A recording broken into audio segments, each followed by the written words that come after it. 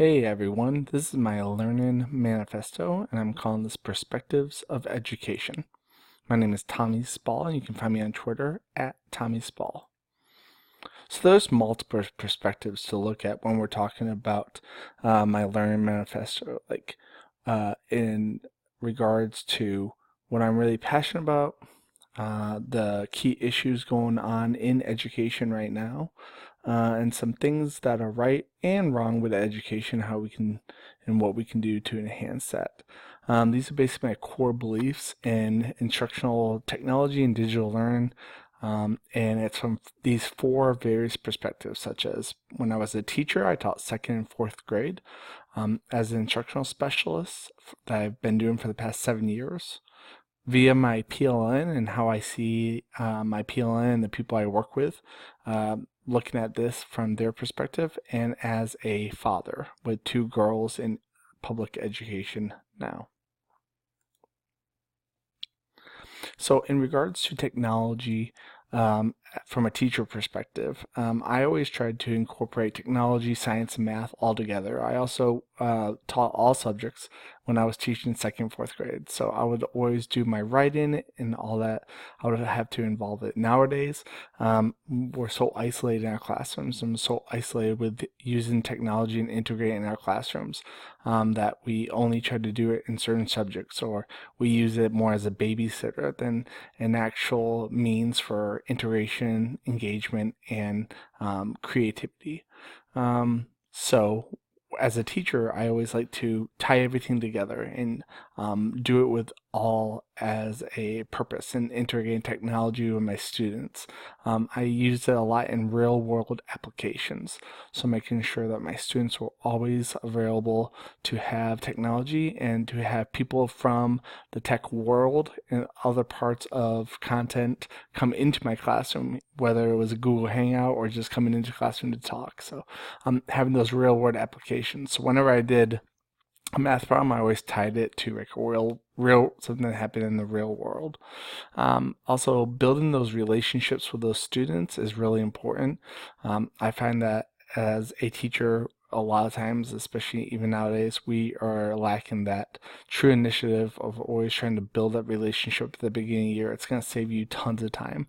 I found that using and integrating technology into my classroom, I was able to build those relationships as a student. We would do a coffee break before school even began. My kids would come in and get on their Chromebooks and start doing passion projects and Genius Hour with their Chromebooks.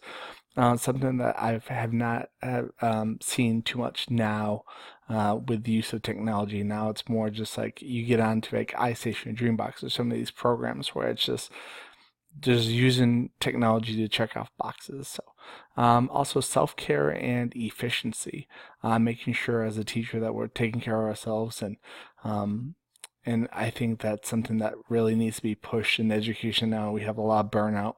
I think that's something I want to focus on as a teacher from that perspective. So I always took care of myself, left at 4. I wasn't there till 8, 9 o'clock at night. I knew my why, I knew my purpose to be there, and then to go home and spend time with my family. And I wanted to give my students as many opportunities with technology as possible. So let's look at this as an instructional technology specialist. So I've been an instructional technology specialist for 7 years. I try to provide as many resources as I can to my teachers, but I don't want to overload. I want to model all the time and help with instruction. That's one thing as an instructional technology specialist with technology. I've always wanted to just model for the teachers and for those students the correct way to use tech with purpose and validity. Also giving my students a lot of voice and choice.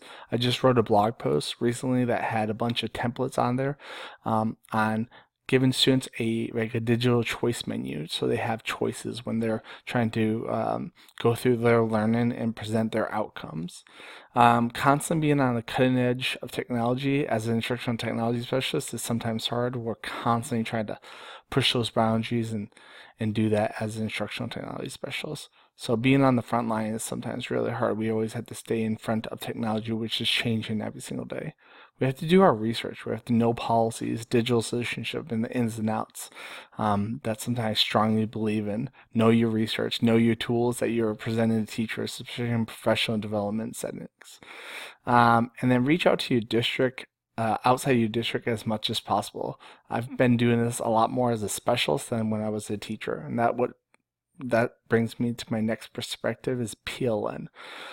So sometimes it's hard in technology, especially with digital changes and all that stuff, trying to keep up with the Smiths online, like the old saying of keeping up with the Joneses. So just trying to always be on the front line of education and trying to keep up with everybody else in the fast pace of how tech is changing, how, we just got smart boards a while ago and now they're switching out to something different. And Chromebooks, we love using Chromebooks. How long are they going to be implemented, and what changes are going to be in the next couple of years with our Chromebooks?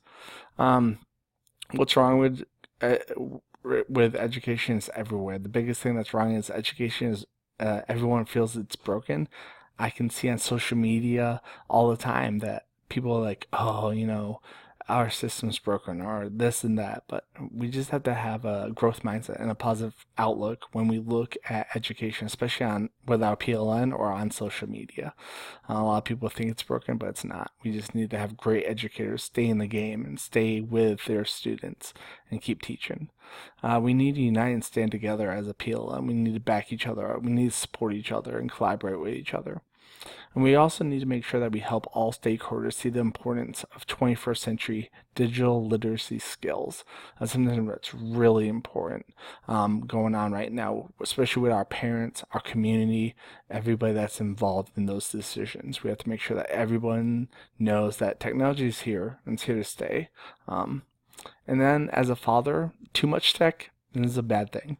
We need to be mindful of screen time, how much time our students are on technology. We also need to be mindful of what we're doing, and if it's not with a purpose, then why are we doing it?